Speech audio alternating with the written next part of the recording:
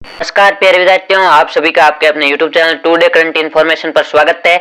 आज के इस सेशन में हम कक्षा 10 इंग्लिश का मॉडल पेपर 3 देखेंगे। मॉडल पेपर 1 और 2 हमने पिछली क्लास में देखे थे, जो इस चैनल पर प्लेलिस्ट में उपलब्ध है, आप वहां से जाकर उनको देख सकते हो। चलिए अपना सेशन शुरू करते हैं। इसमें आपके जो पहला प्रश्न है वो पैसेज से संबंधित रहने वाला है। इस पैसेज से 6 प्रश्न पूछे जाएंगे, वो 6 एबीसीडी के रूप में होंगे। ये पैसेज है, कोल टार इज ब्लैक एंड स्टिकी। जो कोल टार होता है वो काला और चिपचिपा पदार्थ होता है। स्टिकी यानी चिपचिपा। For a long time people thought of is a nuisance, यानी लंबे समय तक लोग इसको एक उपद्रव्य समझते रहे, यानी इसको एक अनावश्यक वस्तु समझते रहे।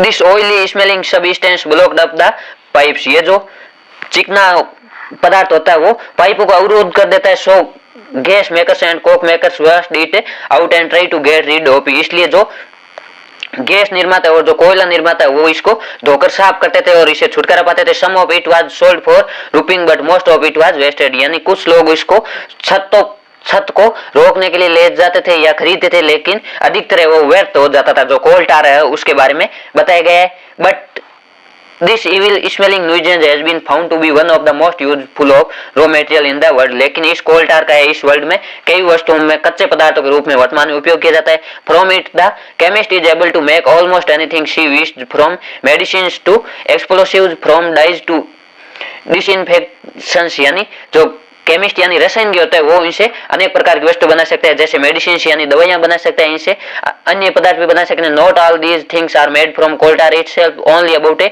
Dozen simple products from it. यानी इसे दर्जनों वस्तुएं बनाई जा सकती है। डजन का अर्थ होता है दर्जन, एक दर्जन में 12 संख्या होती है। But from these the chemist is able to make thousand of new substance, यानी जो रसायन है वो इसे हजारों नए पदार्थ बना सकते हैं। जो सबस्टेंस इसका अर्थ होता है पदार्थ। Some of the most important things made from coal tar are dyes। अधिकतर जो कोल टार से वस्तु बनती है वो काली होती है। इसमें पहला प्रश्न है, what is black and sticky. कौन काला और चिपचिपा होता है। कोल का अर्थ होता है कोयला, जो काला होता है लेकिन चिपचिपा नहीं होता। जो कोल टार होता है वो काला और चिपचिपा होता है। इसमें ऑप्शन बी है वो सही होगा।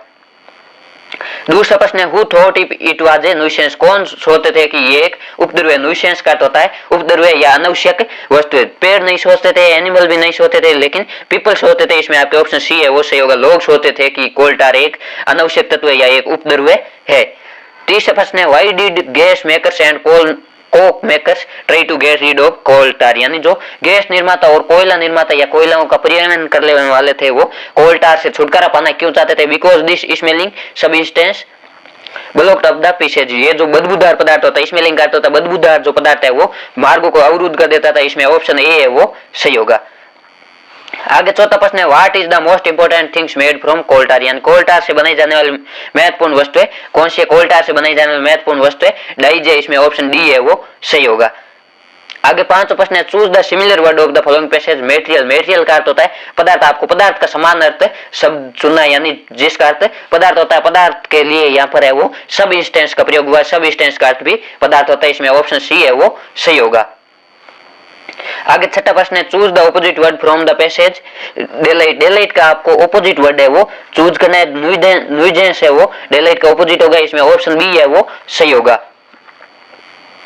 आगे आपके दूसरा पैसेज है वो भी पैसेज से संबंधित रहने वाला दूसरा प्रश्न है। इसमें 9 प्रश्न है वो पूछे जाएंगे। इसमें आपको लिखकर इसका लिखित में उत्तर देना है। ये भाषा से संबंधित भी इसमें पूछे जाएंगे। Happiness is a not house that can be built by man's hands but a song that you hear as you pass the age rising suddenly and simply into night and dying down again. यानी खुशी कोई घर नहीं है जो हर कोई आदमी अपने हाथों से बना सके। इसमें आपके खुशी के बारे में पैसे दिए गए, जो हमारे एक आंतरिक भाव होता है, हमारे एक मनोभाव होता है खुशी, हैप्पीनेस, उसके बारे में बताया गया है। खुशी है कोई घर नहीं है जिसे हर कोई बना सके, बल्कि खुशी एक गाना है जिसे हर कोई है वो सुन सकता है, किसी से पास से गुजरते हुए या आराम से रात में चलते समय या डाइंग डाउन अगेन यानी ऊँगते समय भी सुन सकता है। हैप्पीनेस इज ऑप्शनल, यानी खुशी है वो वैकल्पिक है, ये विकल्प पर आधारित है। It is an inner feeling of containment and Joy. ये एक आनंद की आंतरिक अनुभूति है। इनर फीलिंग यानी आंतरिक अनुभूति। Every man should give a little thought to the duty of being happy. People generally underrate and neglect this significant duty. Nothing too much is a good maximum of Greek philosopher.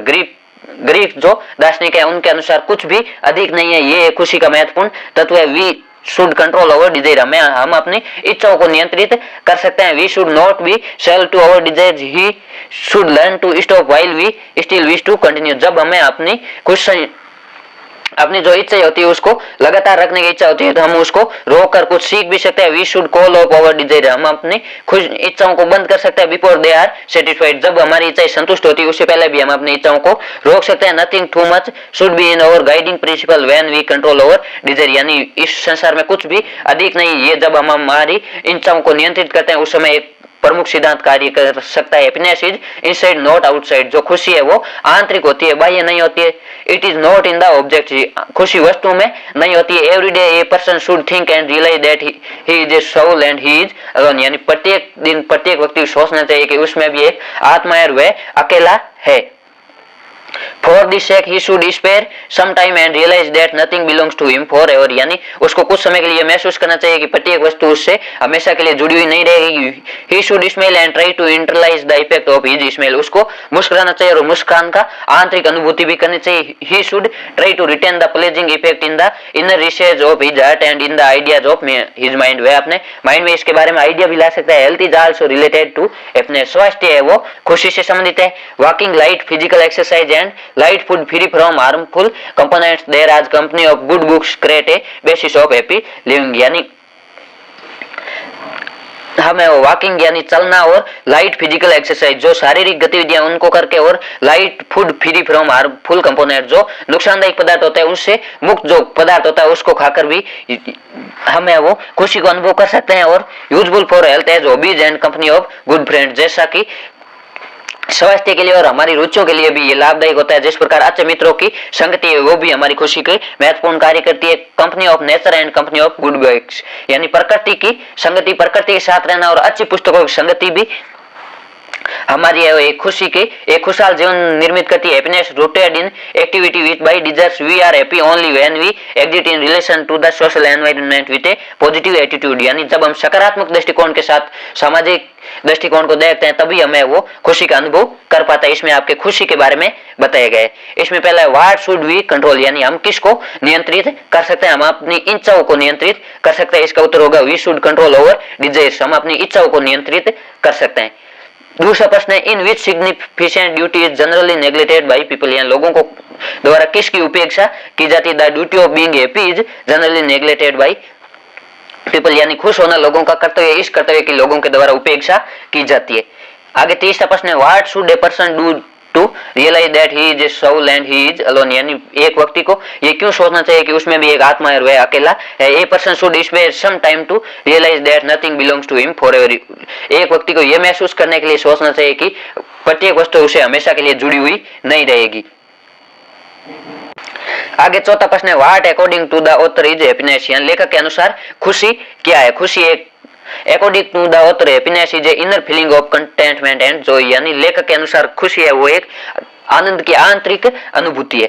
आगे पांचवा प्रश्न है which maximum did a Greek philosopher follow, यानी जो Greek दार्शनिक है वो कौन से मैक्सिमम को फॉलो करते हैं। A Greek philosopher follow the maximum nothing too much, यानी इस दुनिया में कुछ भी अधिक नहीं इस वाक्य को या इस पद्यांश को फॉलो करते हैं या इसका अनुसरण करते हैं।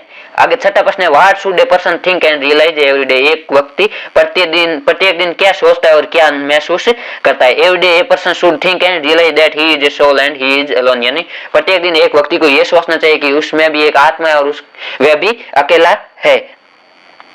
आगे सातवां प्रश्न है what things create a basis of happy life, यानी कौन सी वस्तु है जो हमारे खुशहाल जीवन का आधार या ढांचा तैयार करती है। Company of nature and good books create a basis of happy life, यानी प्रकृति की संगति या प्रकृति के साथ समय बिताना और अच्छी पुस्तकों की संगति है वो हमारे लिए एक खुशहाल जीवन का खाका तैयार करती है।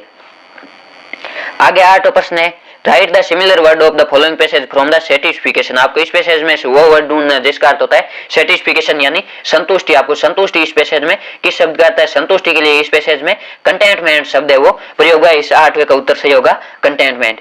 आगे नौवां प्रश्न है write the opposite word from the passage negative, आपको नेगेटिव का विलोम शब्द बताना है। नेगेटिव का अर्थ होता है नकारात्मक और इसका विलोम शब्द यानी उल्टा होगा सकारात्मक। सकारात्मक के लिए इस पैसेज में आपके पॉजिटिव शब्द है वो प्रयोग हुआ है। ये अंतिम लाइन में पॉजिटिव एटीट्यूड इस नौवे में सही उत्तर होगा पॉजिटिव। इस प्रकार आपके दो पैसेज है वो पूछे जाएंगे। ये 15 नंबर है वो आपके लाने बहुत ईजी, आपको सिर्फ देकर इनका उत्तर लिखना है।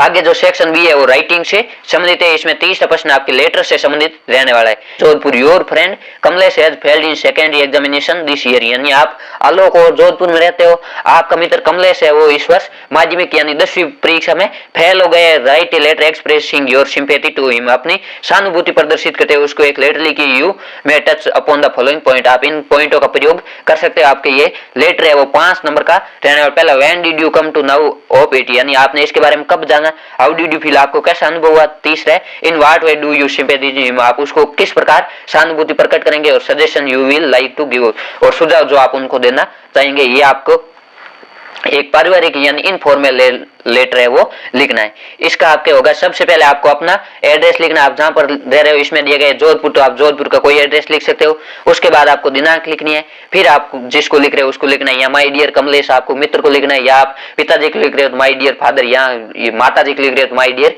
मदर, आपको उनको संबोधित करते हुए लिखना है। फिर उसके नीचे आपको इसकी भाषा लिखनी है। Yesterday I saw your board examination result, यानी कल मैंने आपके बोर्ड का परिणाम देखा। I was eager to know about your examination result, मैं आपका परीक्षा परिणाम देखने उत्सुक था। So I searched your roll number in the newspaper, इसलिए मैंने आपके रोल नंबर है वो समाचार पत्र में खोजे।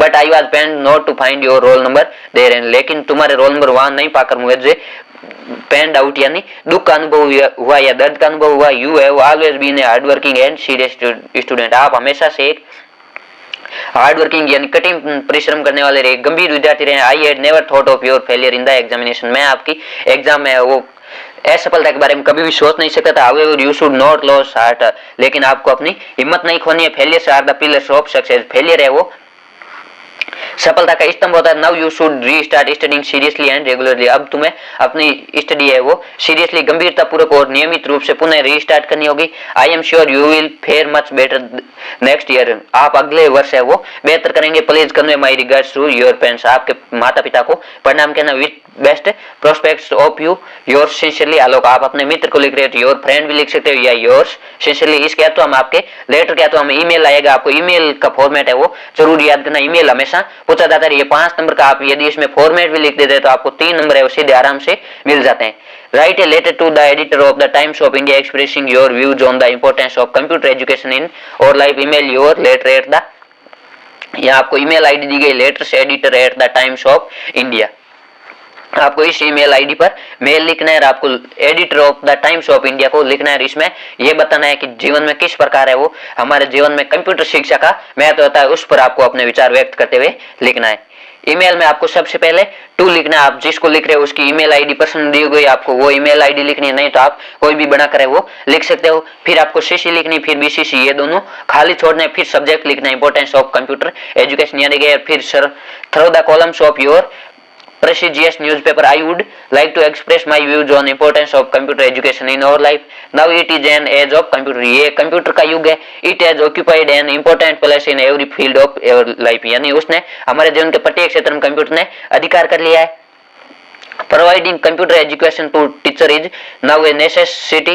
Until late, computers have not reached all children, so some parents feel that many school children will be ignorant because of shortage in the facilities of computer. Let the government, social organization and rich individual come forward to enable every child to have an access to computer. It will help the country to have its rapid progress. यानी computer है किसी देश के निर्माण में महत्वपूर्ण भूमिका निभा सकता है। आज भी अनेक बच्चे वो इसकी पहुंच से दूर है, इसके लिए सरकार और जो सामाजिक संस्थाएं होती है, जो अमीर लोग हैं उनको आगे आना चाहिए और प्रत्येक बच्चे तक पहुंच बढ़ानी चाहिए। फिर आपको लिखना थैंकिंग यू, फिर योर्स ट्रूली या योर्स सिंसियरली, योर्स फेथफुली भी लिख सकते हो। फिर आपको अपना नाम लिखना है। ये ईमेल का फॉर्मेट आपको विशेष रूप से ध्यान में रखना है। ईमेल आपको हमेशा बॉक्स में बंद करना है। फिर ये ऊपर 4 लाइन बनानी, पहले टू, फिर सीसी, फिर बीसीसी और फिर सब्जेक्ट, फिर आपको है वो ईमेल लिखना है। उसके बाद चौथा प्रश्न है वो स्टोरी संबंधित रहने वाले, ये 4 नंबर का रहेगा। स्टोरी आपको हमेशा पास्ट टेंस में लिखनी है। यहाँ आपके लिए कुछ हिंट दिए होंगे, यदि आप कोई लाइन भूल जाते हैं तो इनमें से मीनिंग देकर वो लाइन बनाकर लिख सकते हो। आप पहले यदि स्टोरी आपको नहीं आती है तो पहले आपको हिंदी में मन में सोचनी, फिर आप उसको इंग्लिश में लिख सकते हो। आपको मीनिंग आनी चाहिए, या मीनिंग अधिकतर आपके लिए दियो योगी। पहली है ए हेर एंड ए टोटोइच, एक खरगोश और कछुए की जो कहानी है उसके बारे में, और इसके तो हम आपके ए डंकी एंड ए साल्ट, एक जो गधा और नमक के बोझ के बारे में बताया गया है। पहले a hare and a tortoise, एक खरगोश और एक कछुआ। A hare and a tortoise were fast friends, एक खरगोश और कछुआ घनिष्ठ मित्र थे। The hare was proud of his speed, जो खरगोश था उसको अपनी गति पर है वो या तेज गति पर घमंड था। He laughed at the tortoise for his slow speed, वो कछुए पर उसकी धीमी गति के लिए हंसता है। One day the tortoise asked the hare to run a race, एक दिन टोर्टोइज यानी कछुए ने खरगोश से एक दौड़ प्रतियोगिता के लिए पूछा। The hare laughed and accepted the challenge, जो खरगोश था वो हंसा और उसने उस चुनौती को, इस चैलेंज को स्वीकार कर लिया। One day the fix the race began, निश्चित दिन है वो रेस शुरू हुई या दौड़ शुरू हुई। द हेयर रैन फास्ट, जो कछुआ था वो बहुत तेज, जो खरगोश था वो बहुत तेजी से दौड़ा। The tortoise was left far behind, जो कछुआ था वो बहुत दूर पीछे छूट गया। The hare went under a tree and fell asleep, जो खरगोश था वो आगे एक पेड़ के नीचे बैठा और वहां सो गया। द टोर्टोइज वेंट ऑन, कछुआ पहुंच गया। At about sunset the hare woke up and run very fast, जब सूर्यास्त हुआ तब खरगोश जागा और वो बहुत तेजी से दौड़ा। The tortoise won the race, जो कछुआ था वो रेस जीत गया था। The hare was very sad, जो खरगोश था वो बहुत दुखी हुआ। इसका मोरल यानी आपको कहानी के अंत में मोरल, इसकी शिक्षा विशेष रूप से लिखनी है। मोरल का आपको 1 नंबर मिलेगा और कहानी का 3 नंबर है वो मिलेगा। आपको कहानी है वो हमेशा पास्ट टेंस में लिखनी, इसमें आपको सेकंड फॉर्म का ही प्रयोग करना है। मोरल होगी slow but steady wins the race, यानी धीमा किंतु निरंतर चलने वाला ही है वो दौड़ जीतता है। इसके हम देगा ये donkey and the load of salt, एक गधा और नमक का बोझ। There was a salt merchant, एक बार एक नमक का व्यापारी था। He carried salt on a donkey from village to village, वह एक गधे पर नमक है वो एक गांव से दूसरे गांव तक ले जाता था।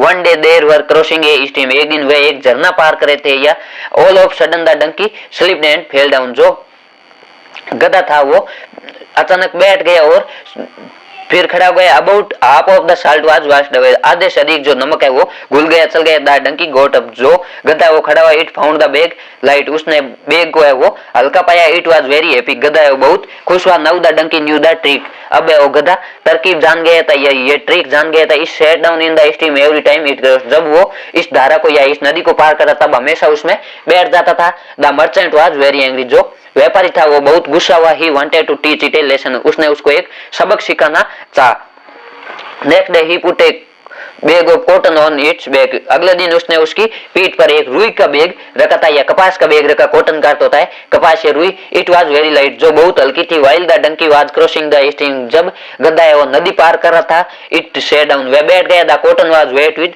वाटर, जो रुई थी वो पानी के साथ गीली हो गई। द डंकी गोट अप, जो गधा वो खड़ा हुआ। It found the load very heavy, उसने पाया कि वजन है वो बहुत भारी है।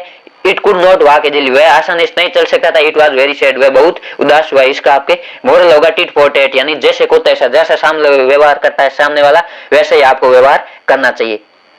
आगे 500 प्रश्न है। Right a paragraph in about 80 words on the picture given below, ये भी आपके 4 नंबर का रहने वाला। आपको एक चित्र दिया होगा, उस पर आपको है वो एक 80 शब्दों में पैराग्राफ लिखना है, 7 से 8 लाइन उस पर लिखनी है। इसमें आपके स्टॉप चाइल्ड लेबर यानी बाल श्रम को रोकने पर आपको पैराग्राफ लिखना है। It is cruel, it is a crime, यानी बाल श्रम एक निर्दयी कारक है और एक अपराध है, इस पर आपको पैराग्राफ लिखना है। Stop child labour, in this visual child labour has been depicted, इस चित्र में वो बाल श्रम को प्रदर्शित किए गए। Message has been convey to stop child labour, और जो बाल श्रम है उसको रोकने का संदेश देने का प्रयास किए गए। We must stop child labour, हमें बाल श्रम को रोकना चाहिए। It is cruel, it is a crime, ये एक अपराध है, ये एक निर्दयी है। Child labour is blot on the part of humanity, ये मानवता पर एक कलंक है। जो बाल श्रम है वो मानवता पर कलंक है। ब्लॉट का अर्थ होता है कलंक। Government and public should work sincerely to stop child labour, सरकार और लोगों को बाल श्रम रोकने के लिए निश्चित ही प्रयास करने चाहिए। Free education and free meals can be way of it, निःशुल्क शिक्षा और निःशुल्क भोजन इसका एक तरीका हो सकता है।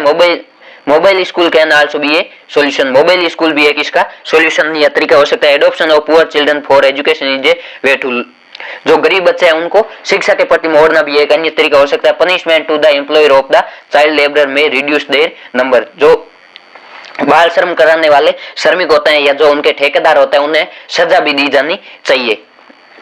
और इसके तो हम आपके दिया गया write a paragraph on my favourite teacher in about 80 word. आपको 80 शब्दों में वो माय फेवरेट टीचर पर पैराग्राफ लिखना। आप इसको इस प्रकार शुरू कर सकते हैं। I am a student of class 10th, my class teacher is. इस प्रकार आप इसको माय फेवरेट टीचर पर आपको पैराग्राफ लिखना है। यानी कि जो 5 प्रश्न है वो आपके पैराग्राफ से संबंधित रहेगा, चौथा प्रश्न स्टोरी से और तीसरा प्रश्न लेटर से संबंधित रहेगा। इसमें आपके 4 4 8 और 5 13 नंबर का राइटिंग का सेक्शन रहने वाला है। इस 13 में से आप बिना पढ़े वो 7 से 8 नंबर इनका केवल फॉर्मेट याद करके भी आराम से ला सकते हो। My favorite teacher. I am a student of class 10th of Government Senior Secondary School, Govindgarh. My class teacher is Mrs. Nidhi. She is my favorite teacher. She is very intelligent, polite, hard working and sincere. वे बहुत ही intelligent, polite यानी शांत, सौम्य और hard working, कठिन परिश्रमी और sincere यानी आदर्शवादी। She loves us and take care of us in every work. वे प्रत्येक कार्य में हमारा ध्यान रखती है। She teachers us English. वे हमें इंग्लिश पढ़ाती है। She teaches in a very good manner using audio visual aids. वे हमें वो एक बहुत अच्छे तरीके से पढ़ाती है, ऑडियो विजुअल का प्रयोग करते हैं। She helps every student. वे प्रत्येक विद्यार्थी की मदद करती है। She supports us and provide extra time. वे हमारा सपोर्ट करती है या हमारी सहायता करती है और हमें एक्स्ट्रा अतिरिक्त समय भी देती है। We will like her very much. हम सभी उनको अच्छी तरह या बहुत अधिक पसंद करते हैं। आगे जो सेक्शन सी है वो ग्रामर से संबंधित रहने वाला है। इसमें आपके ग्रामर से संबंधित प्रश्न पूछे जाएंगे। छठा प्रश्न है fill in the blanks with appropriate form of verb given in the bracket. आपको जो ब्रैकेट में वर्ब दी गई उसका सही प्रयोग करना है। पहला है लुक खालिजगा ए मैन खालिजगा आप बस। इसमें आपको रन शब्द का प्रयोग करना है। जो रन वर्ब है इसका प्रयोग करना है। इसमें आपके होगा इज रन यानी लुक। देखो एक आदमी है वो बस के पीछे दौड़ रहा है।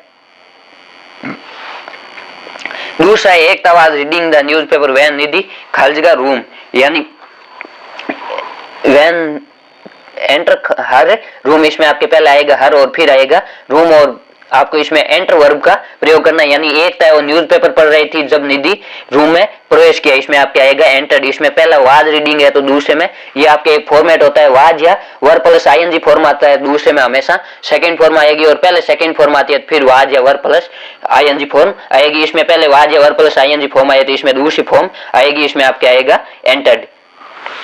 इस छठे का बी है choose the correct verb from the given alternative. आपको इन विकल्पों में से सही वर्ब है वो चूज करने। सी खालिजगा a tag she after she had finished her shopping. उसने एक टैग सी ली अपनी शॉपिंग समाप्त करने के बाद। इसमें आपके हेड प्लस वी थर्ड आया तो पहले आपके हमेशा सेकंड फॉर्म आएगी। ये भी एक फॉर्मेट होता है आपके हेड प्लस वी थर्ड से पहले सेकंड फॉर्म या पहले हेड प्लस वी थर्ड है तो बाद में सेकंड फॉर्म आएगी। इसमें पहले खालिस्तान आया तो पहले सेकंड फॉर्म आएगी बाद में हेड प्लस वी थर्ड आएगी। चौथा रिक्सितान है सी ही खालिजगा टू स्कूल जस्ट नाउ। उसने जस्ट नाउ के अर्थ में आपको प्रयोग करना है। जो जस्ट नाउ एडवर्ब है उसके लिए हमेशा हैज एव प्लस वी थर्ड का प्रयोग होता है। इसमें आपके हैज गॉन आएगा। ही है वो एक वचन है इसलिए हैज गॉन आएगा। यदि यहाँ बहुवचन होता तो हैव गॉन आता और आई और वी होता तो हैव गॉन आता। आगे सातवां प्रश्न है rewrite the following sentence changing into indirect speech. आपको डायरेक्ट स्पीच में दिए होंगे उनको आपको इनडायरेक्ट में चेंज करके लिखना है। He called his servant and said all the guest have not been fed. यानी उसने अपने नौकर को बुलाया और कहा कि सभी अतिथियों को अभी भोजन नहीं खिलाया गया है। इसका आपके इनडायरेक्ट में होगा he called his servant and told him that all the guests had not yet been feed. यानी उसने अपने सर्वेंट को बुलाया और उसे बताया कि अभी सभी अतिथियों को भोजन नहीं दिया गया। दूसरा I said you look at A bit of wrestler. इसका आपके इनडायरेक्ट होगा आई सेड ये दैट से जुड़ेगा that he looked a bit of wrestler himself. आगे 8 प्रश्न है fill in the blanks with a verb in agreement with its subject. आपको सब्जेक्ट के अनुसार वर्ब का चूज करना है। पहला है स्लो एंड स्टडी खालिजगा द रेस। धीमे किंतु निरंतर चलने वाला हमेशा रेस जीता। इसमें विन या विन में से प्रयोग करना है। इसमें विन्स आएगा क्योंकि स्लो एंड स्टडी जो करने वाला करता है वो एक है इसलिए एक वचन के साथ हमेशा वर्ब की एस या ईएस फॉर्म आती है इसलिए इसमें विन्स आएगा। जो स्लो धीरे किंतु निरंतर चलने वाला जो करता है वो एक है इसलिए इसमें विश आएगा। दूसरा the famous poet and dramatist खालिजगा पास्ट अवे। जो फेमस पोइट और ड्रामिस्ट ये जो एक ही है जो प्रसिद्ध कवि भी है और नाटककार भी है एक ही व्यक्ति उसके वो 2 कार्य करा है। इसमें इसके है जाएगा। इसमें एक वचन का प्रयोग होगा क्योंकि एक ही कर्ता के द्वारा को 2 कार्य किए जा रहे हैं और वर्ब का प्रयोग हमेशा कर्ता के आधार पर ही होता है। आगे 9वां प्रश्न है change the following sentence into passive voice. आपको एक्टिव वॉइस में दिए होंगे उनको आपको पैसिव वॉइस में चेंज करना है। पैसिव वॉइस में हमेशा has have plus V third का प्रयोग करना है। इसमें nobody has seen in the tiger in recent days, इसका आपके पैसिव वॉइस होगा the tiger has not been seen in recent days. दूसरा I can not do it, इसका आपके पैसिव होगा it can not be done by me. और 10वां question है frame question of the following, आपको इनका क्वेश्चन है वो बनाने दो दिए होंगे, दोनों में एक आपको सीधा प्रश्न बनाना है जिसमें क्वेश्चन वाचक शब्द है वो दिया होगा, दूसरे में आपको क्वेश्चन टैग है वो बनाना। पहले में है he plays volleyball and football in the evening, वे शाम के समय वॉलीबॉल और फुटबॉल खेलता है, इसका आपके प्रश्न वाट से शुरू होगा, यानी वह क्या खेलता है। वाट के बाद हमेशा हैज या आपको वाट के बाद हेल्पिंग वर्ब का प्रयोग करना है, इसमें हेल्पिंग वर्ब है वो डच जाएगी क्योंकि वर्ब के साथ एस या ईस आया है। यदि एस या ईएस नहीं आता वर्ब की फर्स्ट फॉर्म होती तो इसका डू बनता, और एस या ईएस आई है तो उसका डज होगा, इसलिए what does he play in the evening बाद में आपको क्वेश्चन मार्क है वो जरूर लगाना है। और इसका क्वेश्चन टैग है द प्रिजन वाल नॉट 20 फीट आई, इसमें आपके वाज है, वाज का आप वाज पॉजिटिव आया तो इसको आपको नेगेटिव बनाना, इसमें होगा वाजंट इट। यदि यहाँ वाज नॉट होता तो आपको सिर्फ वाज ही लेकिन आता, पॉजिटिव है तो उसको नेगेटिव बनाना और नेगेटिव है तो उसको पॉजिटिव बनाना। ये क्वेश्चन टैग 1 नंबर का रहने वाला। इस प्रकार आपके ग्रामर से वो 4 प्रश्न पूछे जाएंगे। आगे सेक्शन डी है वो टेक्स्ट बुक यानी आपकी पाठ्य पुस्तकों से संबंधित रहने वाला 11 प्रश्न है, उसमें भी पाठ्य पुस्तक से एक पैसे दिया होगा, उससे प्रश्न पूछे जाएंगे, आपको उन प्रश्नों का उत्तर देना है। That was 24 hours ago. Since then, nobody had come near him the day before. All day long, he had watched his parents flying about his brother and sister, perfecting them in art of flight, teaching them how to skim the waves and how to dive for fish. He had, in fact, seen for older brother catch his first hearing and devour it, standing on a rock while his parents circled around, raising a proud cackle. जो आपके बताया गया है कि पिछले 24 घंटों से उसके पास कोई नहीं है, वह अकेला ही बैठा था। एक दिन पहले उसने भोजन खाया था, उसके माता पिता उसके आसपास उड़ रहे थे। जो सिगल वाला पार्ट है उससे आपके ये लिया गया, जो छोटा सिगल था उसके माता पिता उसके आसपास उड़ रहे थे लेकिन उसके पास नहीं आ रहे थे क्योंकि वे उनको उड़ना सिखाना चाहते थे।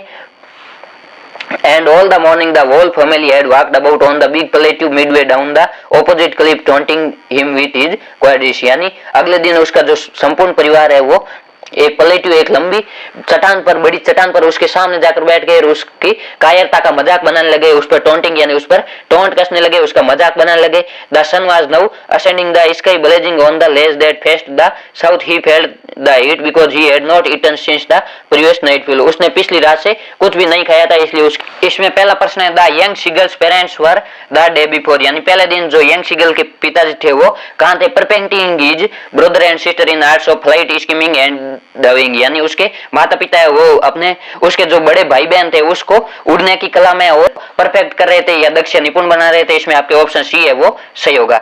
दूसरा है why did the young seagulls parents circle around rising A proud cackle, यानी उसके माता पिता है वो उसके आसपास एक गर्विली आवाज करते हुए क्यों उड़ रहे थे। एक इसका आपके होगा they were happy to see his older brother catch his first herring and eat it greedily, यानी उसने देखा कि उसका बड़ा भाई है वो अपना शिकार कर रहा था और उसको लालसा पूर्वक खा रहा था। जो छोटा सीगल था वो कायर था, वो उड़ने से डरा था इसलिए उसको उड़ाने के लिए प्रयास कर रहे थे, इसलिए उसके आसपास उड़ रहे थे। आगे तीसरा since when was the young seagull angry, यानी जो यंग सीगल जो छोटा सीगल था वो कितने समय से भूखा था। प्रीवियस नाइट यानी पिछली रात से वो भूखा था, इसमें ऑप्शन ए है वो सही होगा।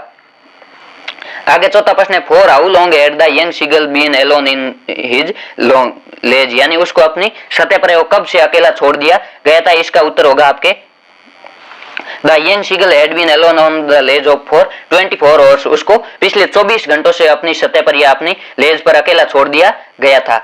आगे 5वां प्रश्न है why was the young seagulls family taunting him, यानी जो यंग सीगल का परिवार था वो उसकी उपेक्षा क्यों कर रहा था, उसका मजाक क्यों उड़ा रहा था। इसका उत्तर होगा The young seagulls family were taunting him due to his cowardice, उसकी कायरता के लिए वो टोंट कर रहे थे और refusing to fly away, यानी उड़ान भरने से मना करने के लिए, उड़ान भरने से डरने के लिए उस पर तंज कस रहे थे या उसका मजाक बना रहे थे।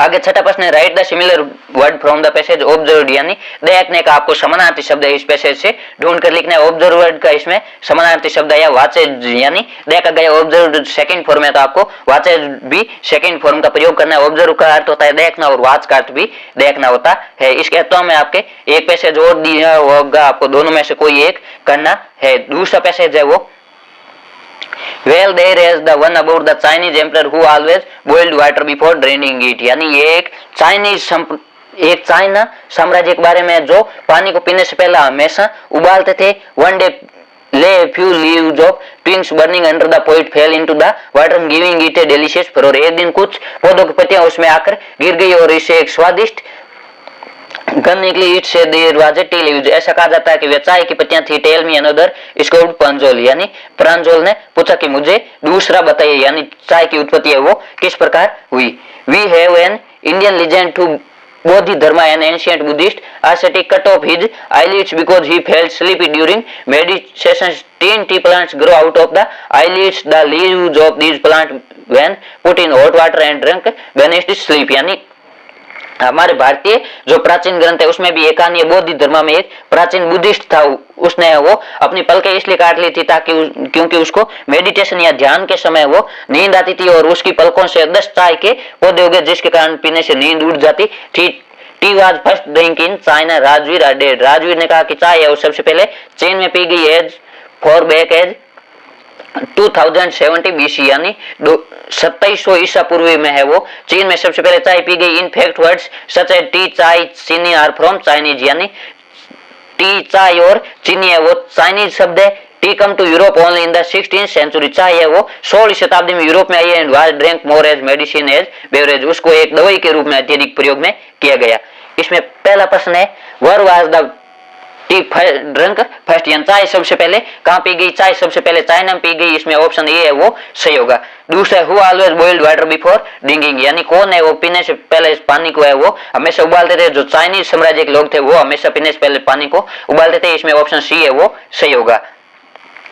तीसरा in which century did tea come to Europe, यानी कौन सी शताब्दी में यूरोप में चाय आई थी। 16वीं शताब्दी में यूरोप में चाय आई थी। इसमें ऑप्शन ए है वो सही होगा। इस पैसेज से आपके 6 प्रश्न पूछे जाते हैं जिसमें 3 एबेसिड और 3 भाषा से संबंधित आपको लिखना होता है। ये पैसेज पाठ्य पुस्तक से ही पूछा जाता है।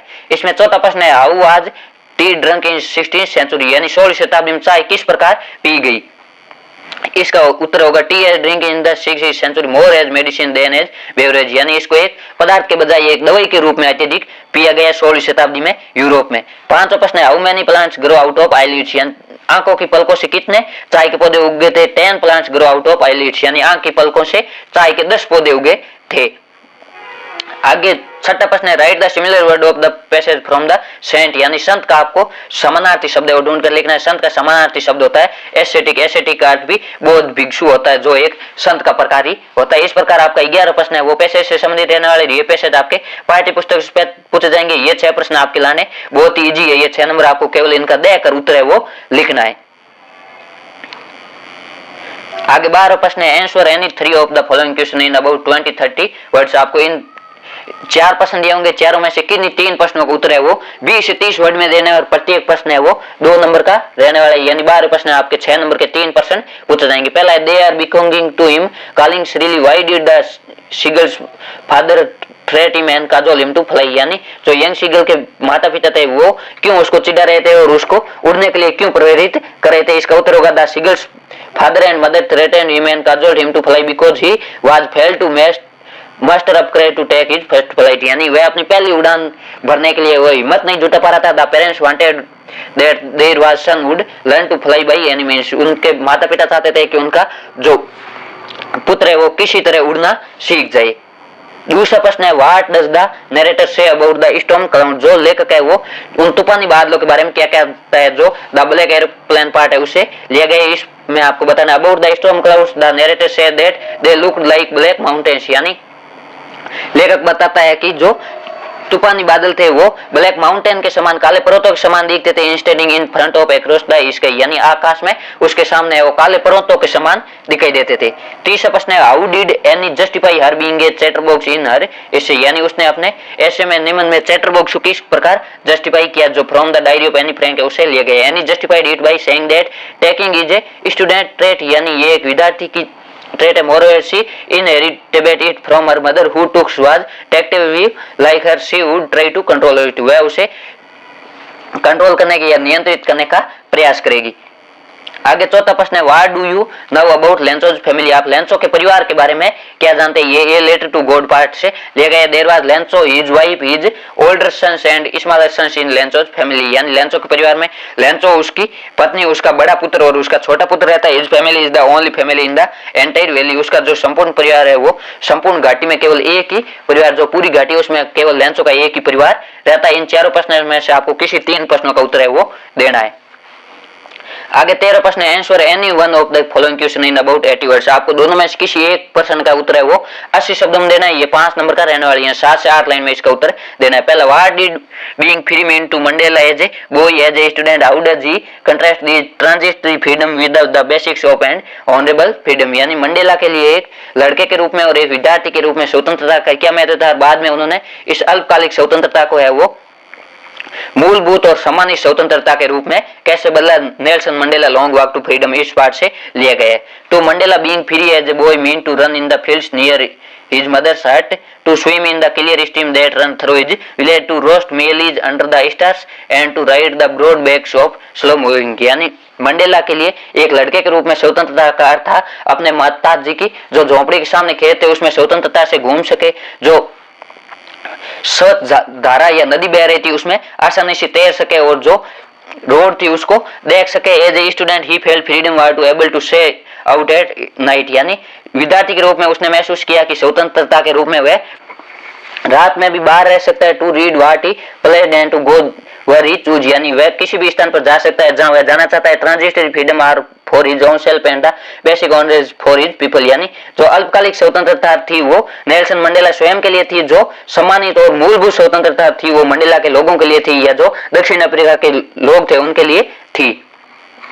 दूसरा प्रश्न है, how did the narrator experience when he followed the aeroplane into steam? यानी लेखक का क्या एक्सपीरियंस था जब वह एरोप्लेन को वो तूफान में उड़ा रहा था? द ब्लैक एरोप्लेन लेसन से लिए गए।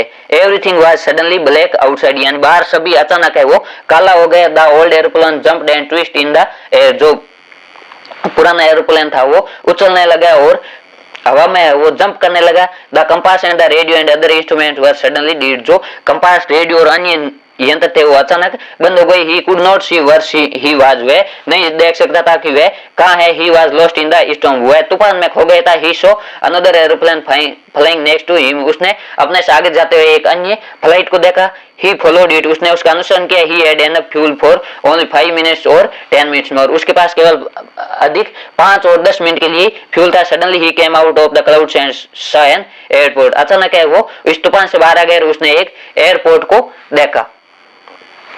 आगे जो 14 प्रश्न है इसमें आपको दोनों में से किसी एक प्रश्न का उत्तर देना है, जो आपको 40 शब्दों में देना है। ये 3 नंबर का रहने वाला है। इसमें पहला प्रश्न है, how did Chubukov react at the proposal of Lomov? यानी चुबोको ने वो लोमो के प्रस्ताव का क्या उत्तर दिया या क्या पुण्य प्रतिक्रिया कि चुमो reacted joyfully at the proposal of Lomov, यानी चुबोको ने है वो आनंद पूर्वक लोमो के प्रस्ताव का स्वागत किया। चुबोको सेड से इट अगेन, यानी चुबोको ने कहा दोबारा कही, आई एम सो ग्लैड, मैं बहुत खुश हूँ। I am of my balance with Joy, मैं अपनी खुशी को नियंत्रित नहीं कर पा रहा हूँ। I has always loved you, मैं आपसे हमेशा प्रेम करता हूँ।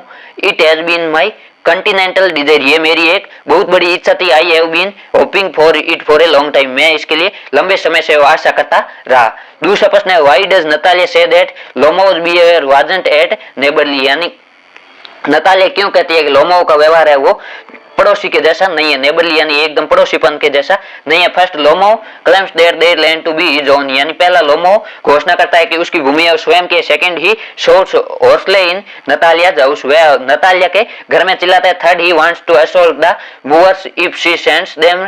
Fourth she shows ungratefulness to help extended by the Chubukovs, he behave as if they were gypsies, यानी वे स्वयं को गायसिपी के रूप में व्यवहार कर रहा था, ऐसे नहीं कर रहा था जैसे वे एक दूसरे के पड़ोसी हो।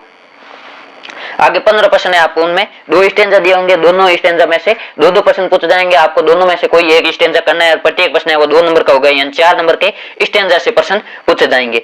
इसमें पहला, he steps in the view describes the few step of his cage on pads of velvet quiet in his quiet range. इसमें आपके जो टाइगर के बारे में बताया गया है वह अपने विविध धारियों के साथ कुछ कदम चलता है, अपने जो केज या पिंजरा है उसमें कुछ कदम चलता है, जो वेलवेट के रूप में शांतिपूर्ण है वो घुर्राता रहता है। पहला, what is the tiger doing in his cage? जो टाइगर है वो अपने पिंजरे में क्या करता है? इसका उत्तर होगा द टाइगर इज, इसका stalking in his cage quietly with suppressed hunger at his captivity, वह अपनी कैप्टिविटी के साथ है वो शांतिपूर्ण रूप से चलता है या घुराता है। दूसरा प्रश्न है what does the tiger in the cage long for, यानी टाइगर है वो इसके पिंजरे में कितने लंबे समय से है। The tiger is care longs from his freedom from captivity, यानी जो टाइगर है वो इसे स्वतंत्र होना चाहता है, जो इस बंधन है उसे मुक्त होना चाहता है, ये उसकी इच्छा है। लॉन्ग का अर्थ होता है इच्छा। इसका तो I would not intrude on him a dime another ball is worthless now he senses first responsibility in a world of possessions people will take balls ball will be lost always little boy and no one buys a ball back money is external, ये आपके जो the ball poem है उससे लिए गए। What does the boy sense as his responsibility, यानी boy का है वो क्या भाव था, लड़के का है वो बॉल के प्रति क्या भाव था। The boy sense his responsibility to keep his things carefully, लड़का है वो अपनी वस्तुओं के ध्यानपूर्वक देखभाल करता था, but at the same time he learns that the worldly things come and go, लेकिन उसने अब यह सीखा था कि संसारिक वस्तुएं आती है और जाती रहती है। दूसरा प्रश्न है why is money external and ball internal, money है वो बाह्य क्यों है और बॉल है वो आंतरिक क्यों है, लेखक ने ऐसा क्यों कहा है। The boy has played with the ball and developed N attachment with it, जो लड़का है वो बॉल से खेल रहा था और उसके साथ एक अटैचमेंट यानी आकर्षण का अनुभव किया। So the loss of ball is external, इसलिए बॉल को खोना है वो एक आंतरिक अनुभव था। With money a new ball can be brought but the can not buy the attachment with he had been by his lost ball, यानी पैसों से नई बॉल खरीदी जा सकती थी लेकिन उन पैसों से वह आकर्षण या वह लुभावना प्रेम नहीं लाया जा सकता जो लड़के ने बॉल के साथ खो दिया था। आगे 16वां प्रश्न है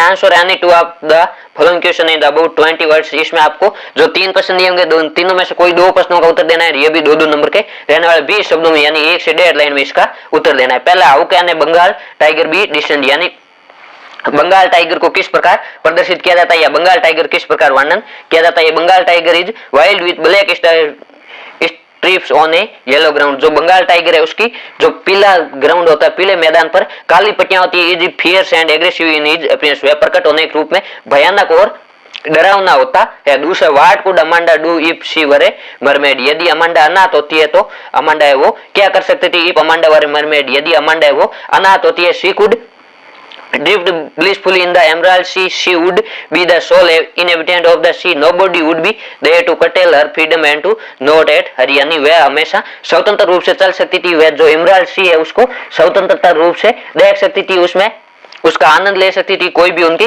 स्वतंत्रता को बाधित नहीं करता। तीसरा with whom did Belinda live and where, जो बेलिंडा है वो कहां पर रहती है और किसके साथ रहती है, जो the tale of custard the dragon है उस पोइम से ले गए। Belinda live with a black kitten a little grey mouse a little yellow dog a little dragon and a red wagon in a little white house, Belinda है वो एक काले kitten के साथ, एक भूरे चूहे के साथ, एक पीले कुत्ते के साथ और एक लिटिल ड्रैगन के साथ और एक रेड वैगन के साथ एक सफेद मकान में रहती है, व्हाइट हाउस में रहती है।